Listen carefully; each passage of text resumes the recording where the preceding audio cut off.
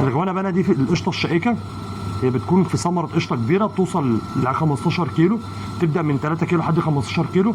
دي من افضل انواع القشطه على مستوى العالم اللي علاج لمرض السرطان. ربع كيلو ب 250 جنيه، 100 جرام ممكن 50 جرام.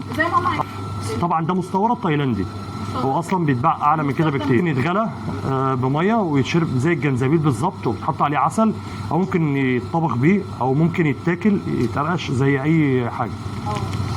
بس هو يفضل طبعا ان هو يتقرقش. طبعا دكاتره كتير قالوا اللي هو لما يتاكل كامل بيكون افضل، احسن لما القيمه الغذائيه تقل من يعني بيكون قريب من طعم الجنزبيل. ده طبعا من افضل الفواكه اللي بتعزز جهاز المناعه، مفيد جدا جدا للاطفال.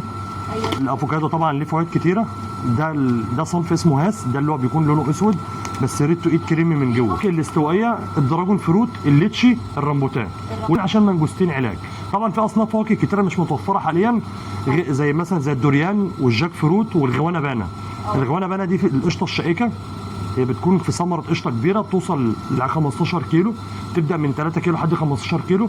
دي من افضل انواع القشطه على مستوى العالم اللي علاج لمرض السرطان.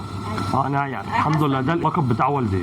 متوفره في مصر من فتره كبيره، احنا الحمد لله بنستوردها من سنه 2015، من شهر 4 2015.